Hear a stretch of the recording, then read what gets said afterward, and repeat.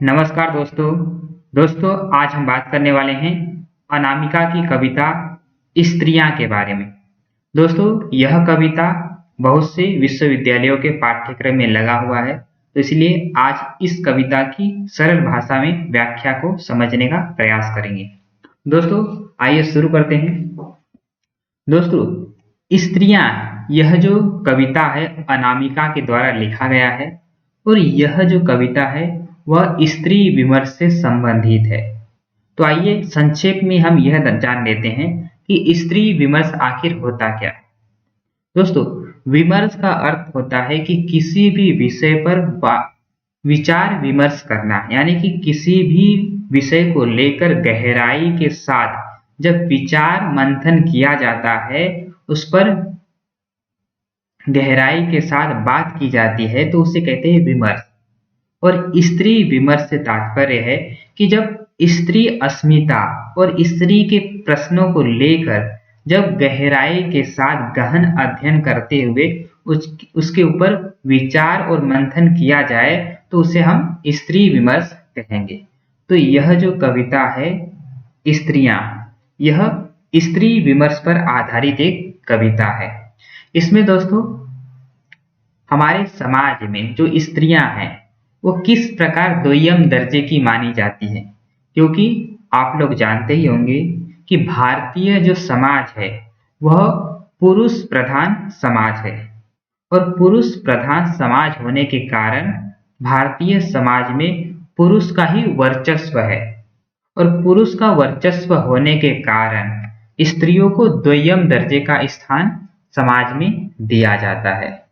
तो इन्हीं समस्याओं की अभिव्यक्ति या इन्हीं बातों की अभिव्यक्ति इस कविता में आपको देखने को मिलेगी, जिसमें किस प्रकार स्त्रियां अपनी बात रखने का प्रयास करती है, तो उन्हें या उनके चरित्र को बदनाम करने का प्रयास पुरुषों के द्वारा किया जाता है। इन सभी बातों का उल्लेख इस कविता में देखने को मिलेगा। तो आइए कविता को पढ़ते हैं और पंक्ति दर पंक्ति उसके अर्थ को समझने का प्रयास करते हैं। पढ़ा गया हमको, जैसे पढ़ा जाता है कागज बच्चों की फटी कॉपियों का, चना जोर गरम के लिफाफे बनाने के पहले। दोस्तों, यहाँ जो कवित्री है अनामिका है, वह स्त्रियों की समस्या को उठाते हुए कहती है कि स्त्रियों को कैसे पढ़ा गया। तो इसकी एक उदाहरण देते हुए वे बात कह रही हैं कि जैसे फटे हुए कागज होते हैं, बच्चों के जो कॉपियां होती हैं वो फट जाती है तो उसे बेच दिया जाता है। तो बेचने के बाद जो चना बेचने वाले लोग होते हैं उन कॉपियों के पन्नों में चना बेचते हैं। तो खाने वाला जो व्यक्ति होता है वह क्या करता है, चना खाने के बाद उस पन्ने पे लिखे हुए अक्षरों को एक प्रकार से ऊपरी नजर से देखता है और उसे उस पन्ने को फेंक देता है। कहने का तात्पर्य यह है कि यहाँ कवित्री स्त्रियों की समस्या को रेखांकित करने का प्रयास कर रही हैं, उन्हें सबके सामने लाने का प्रयास कर रही हैं कि स्त्रियों की समस्या को उसी प्रकार देखा जाता है जैसे कि चना खाने के बाद फटे हुए कॉपी के पन्ने को। क्योंकि आप लोग जानते ही होंगे कि चना खाने के बाद उस पन्ने का कोई भी महत्व नहीं रह जाता, इसलिए उसके ऊपर कोई भी गौर नहीं करता। तो यही बात को या इसी उदाहरण का संबंध लेखिका स्त्रियों के जीवन से कर रही हैं कि स्त्रियों का जीवन भी कैसा है, उसी पन्ने के समान है जिसे लोग चना खाने के बाद उस पन्ने को ध्यान दिए बिना ही उसे फेंक देते हैं या उसे पढ़ते भी हैं तो ऊपरी नजर से, उसे कोई इंपॉर्टेंस, उसे कोई महत्व नहीं दिया जाता। तो यही इस पंक्ति का अर्थ है कि पढ़ा गया हमको, जैसे पढ़ा जाता है कागज बच्चों की फटी कॉपियों का, चना जोर गरम के लिफाफे बनाने के पहले। यानी कि कहने का मतलब यह है कि इस कविता में जो लेखिका है वह कहना चाहती है कि स्त्री का जो जीवन है वो उपेक्षित है, उसे समाज में कोई भी महत्व नहीं दिया जाता। तो एक उदाहरण के माध्यम से वह स्त्रियों की जीवन की विडंबना को हमारे सामने लाने का प्रयास कर रही है। आगे हम अगला एक उदाहरण दे जो कवित्री दे रही हैं कि देखा गया हमको जैसे कि कुफ्त हो ऊनी दे, देखी जाती है कलाई घड़ी, अल सुबह अलार्म बजने के बाद।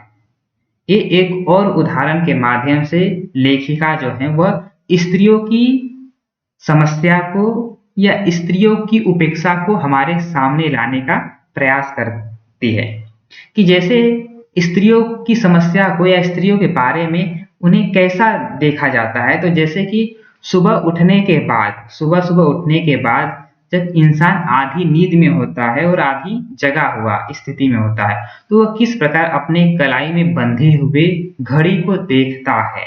या आजकल मोबाइल के दौर में लोग सुबह उठने के बाद किस तरह मोबाइल में समय देखते हैं।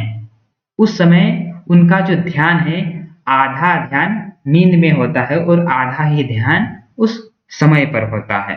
तो यह दूसरा उदाहरण देकर एक प्रकार से स्त्रियों पुरुषों के द्वारा किस प्रकार स्त्री उपेक्षित है, यह बताने का प्रयास लेखिका कर रही है कि देखा गया हमको जैसे कि कुफ्त ओ उनीदे, यानी कि जब सुबह सोकर उठते हैं तो किस प्रकार हम आधी निद्रा के अवस्था में होते हैं। तो निद्रा की अवस्था में होने के कारण हमारा जो ध्यान है या हम पूरी तरह न जगी होने के कारण जब हम समय देखते हैं तो उस पर हम पूरा ध्यान नहीं दे पाते हैं। तो उसी प्रकार स्त्रियों को कैसे देखा जाता है या स्त्रियों, दोस्तों यहाँ पर स्त्रियों को देखने से तात्पर्य है कि स्त्रियों की समस्या को या उनकी बातों को किस प्रकार पुरुषों के द्वारा देखा जाता है। तो आइए आगे हम देखते हैं। सुना गया हमको यो ही उड़ते मन से, जैसे सुने जाते हैं फिल्मी गाने सस्ते कैसेटों पर, ठसाठस भरी हुई बस में। यानी कि एक और उदाहरण के माध्यम से लेखिका स्त्रियों की स्थिति को बयां कर रही है कि स्त्रियों को कैसे सुना जा रहा है। तो जैसे कि कोई बस है, तो बस में जब भीड़ होती है, बहुत भीड़ है, तो उसमें कोई फिल्मी गाने बज रहे हैं, वो भी कैसे गाने, जो सस्ते कैसेटों पर। यानी कि जो सस्ते कैसेटों से तात्पर्य है कि ऐसे गाने जिसे गाने वाले बहुत ही लोकप्रिय गायक नहीं हो। आप लोगों ने भी अपने जीवन में बहुत बार बसों में सफर किया होगा, तो सफर करने के बाद आप लोगों ने देखा होगा, अनुभव किया होगा कि जब आप सफर करते हैं तो बसों में गाने चलते रहते हैं जिसकी तरफ कोई ज्यादा महत्व या कोई ज्यादा ध्यान नहीं देता है। और खासकर वो गाने ऐसे हो जो कि बहुत फेमस या प्रसिद्ध सिंगर के द्वारा न गाया गया हो या बहुत प्रसिद्ध गाना न हो, तो और भी लोग उसकी तरफ ध्यान नहीं देते हैं। तो इसी तरह या इसी बात का उदाहरण देकर लेखिका जो है अनामिका, वह स्त्रियों की समस्या को समाज के सामने रखने का प्रयास कर रही है कि स्त्रियों को कैसे सुना जा रहा है। तो वैसे ही जैसे कि बसों में भीड़ भरी बसों में फिल्मी गाने सुने जाते हैं, और वो भी गाने कैसे हो, सस्ते कैसेटों पर, यानी कि ऐसे गाने जिसका बहुत ज्यादा महत्व न हो। तो उसी प्रकार स्त्रियों की बातों को नजरअंदाज किया जाता है। आप लोगों ने अक्सर अपने घरों में, आस पड़ोस में, समाज में देखा होगा कि जब कोई स्त्री अपनी बात पुरुषों के सामने रखने का प्रयास करती है तो जो पुरुष वर्ग है वो उसे अनमने भाव से सुनते हैं, या एक प्रकार से कहे कि उसकी तरफ इतना ध्यान नहीं देते हैं। तो इसी समस्या को या इसी बात को लेखिका जो है, कवित्री जो है, वो समाज के सामने रखने का प्रयास कर रही है। आगे हम देखते हैं, भोगा गया हमको बहुत दूर के रिश्तेदारों के दुख की तरह। दोस्तों, जैसे कि हमारे बहुत दूर के कोई रिश्तेदार होते हैं, अगर उनका कोई देहांत हो गया या उनके संबंध में कोई हमें दुख की खबर सुनाई दे, चाहे वो परेशानी में हो या उनके यहाँ कोई एक्सपायर हो गया हो या कोई भी समस्या हो जो हमारे किसी दूर के रिश्तेदार की है, तो वह सुनने के बाद हमारे लिए या हमारे जीवन में उसका कोई बहुत ज्यादा फर्क नहीं पड़ता। हम उसे बहुत ज्यादा महत्व नहीं देते। तो वही बात या उसी बात का उदाहरण देकर लेखिका जो है वह स्त्रियों की समस्या को उठा रही है कि स्त्रियों को कैसा भोगा गया। तो उसी रिश्तेदारों के दुख की तरह जो बहुत दूर है, यानी कि बहुत दूर के जो रिश्तेदार होते हैं उनके दुखों से हमें बहुत ज्यादा लेना देना नहीं होता है। तो इसी तरह स्त्रियों का जो दुख है उस दुख से पुरुष वर्ग का कोई ज्यादा लेना देना नहीं है, ऐसा कवित्री कहना चाहती है। या हम कह सकते हैं कि जो स्त्रियों के जीवन में दुख है उस दुख की अभिव्यक्ति जब स्त्रियां करना चाहती है तो पुरुष के द्वारा उस पर विशेष ध्यान नहीं दिया जाता है। आइए हम देखते हैं। एक दिन हमने कहा हम भी इंसान हैं, हमें कायदे से पढ़ो एक एक अक्षर, जैसे पढ़ा होगा बीए के बाद नौकरी का पहला विज्ञापन। तो यहाँ पर जो कवित्री है पहले कुछ उदाहरण देती है जिसके माध्यम से वर्तमान समय में जो स्त्रियों की स्थिति है उसे दर्शाती है। उसके बाद स्त्रियों को दृढ़ संकल्प करने का संकेत दे रही है, या स्त्रियों को जागरूक करने का वह संकेत दे रही है, संदेश दे रही है कि अब स्त्रियों को क्या करना चाहिए। तो उन्हें अपनी बात रखने के लिए एक प्रकार से आगे आना चाहिए। तो वही बात कवित्री कह रही है कि एक दिन हमने कहा हम भी इंसान हैं, हमें कायदे से पढ़ो एक एक अक्षर, जैसे पढ़ा होगा बीए के बाद नौकरी का पहला विज्ञापन। यानी कि जैसे बीए या ग्रेजुएशन पास होने के बाद जब कोई अखबार में विज्ञापन छपता है नौकरी के लिए, तो उस नौकरी के विज्ञापन को लोग कितने गौर से एक एक अक्षर को पढ़ते हैं। तो उसी प्रकार कायदे से स्त्रियों की समस्या को या स्त्रियों को उसी प्रकार गौर से समझने का प्रयास करना चाहिए पुरुषों को, ऐसा कवित्री कह रही हैं। आगे हम देखते हैं। देखो तो ऐसे जैसे कि ठिठुरते हुए देखी जाती है बहुत दूर जलती हुई आग। एक और उदाहरण के माध्यम से लेखिका जो है वह पुरुषों का स्त्रियों के प्रति देखने का जो नजरिया है वह कैसा होना चाहिए इसकी ओर बात कर रही है। कि जैसे कि ठंड के समय में जब आपको ठंडी लग रही है, आप ठिठुर रहे हो, तो कहीं दूर जब जलती हुई आग दिखाई देती है तो आप किस प्रकार आशावादी दृष्टि से उसकी तरफ देखते हैं या वहां पर जाने का प्रयास करते हैं।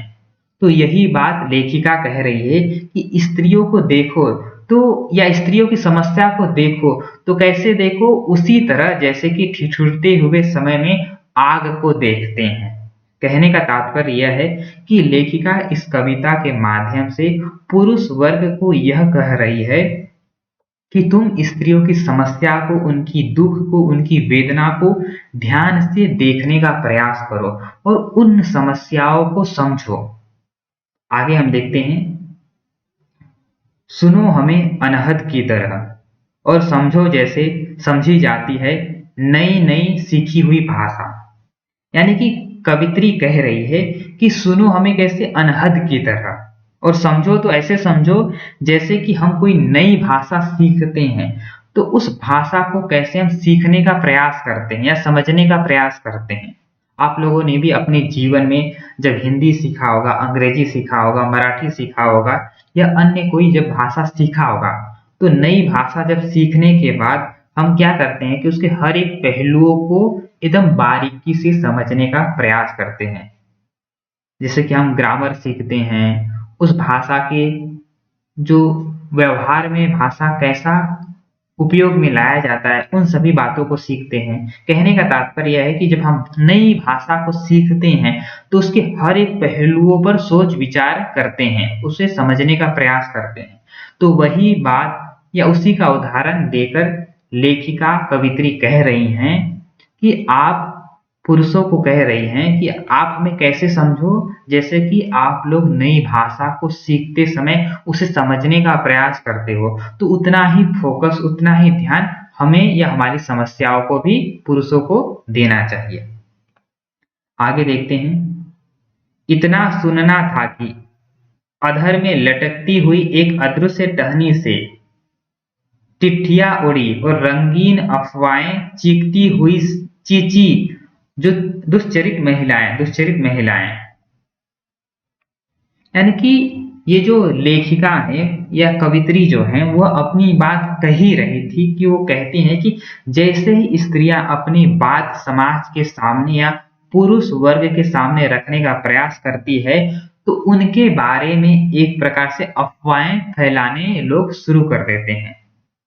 तो इतना सुनना था कि अधर में लटकती हुई एक अदृश्य टहनी से, अधर में लटकती हुई एक अदृश्य टहनी से तात्पर्य है कि जैसे ही कोई स्त्री अपनी बात कहने का या अपनी बात करने का प्रयास करती है, समाज के सामने अपनी बात या पुरुष वर्ग के सामने अपनी बात रखती है, तो पुरुष के एक प्रकार से अंदर से जो अहम की भावना है, पुरुष के अहम को चोट पहुंचती है और वो स्त्रियों को बदनाम करने का प्रयत्न करने लगते हैं।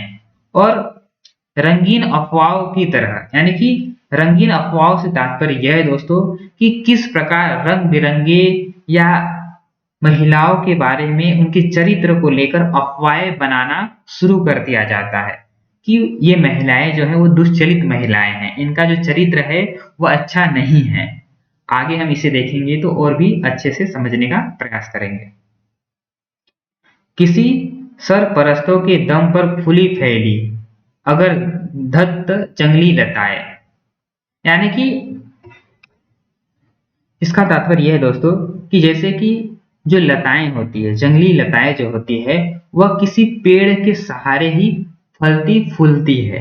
आप लोगों ने जंगलों में या जहां पर पेड़ पौधे होते हैं वहां पर देखा होगा, तो जो बड़े पेड़ होते हैं तो उस पेड़ पर घास नुमा कुछ जंगली लताएं होती है जो कि पेड़ के सहारे ही या पेड़ से लिपटे हुए ही वो आगे बढ़ने का प्रयास करती है। तो यही अफवाहें या इसी बात का उदाहरण देकर लेखिका जो है, कवित्री जो है अनामिका, वह यह कहने का प्रयत्न कर रही है कि जैसे कि जो जंगली लताएं हैं वह किसी पेड़ का सहारा चाहती है, यानी कि जंगली लताओं को आगे बढ़ने के लिए किसी पेड़ की सहारे की आवश्यकता होती है। तो वैसे ही जब हमारे समाज में कोई स्त्री अपने प्रतिभा के बल पर आगे बढ़ना शुरू करती है तो पुरुषों के द्वारा उनके चरित्र को हनन किया जाता है, उसके चरित्रों पर लांछन लगाया जाता है कि यह तरक्की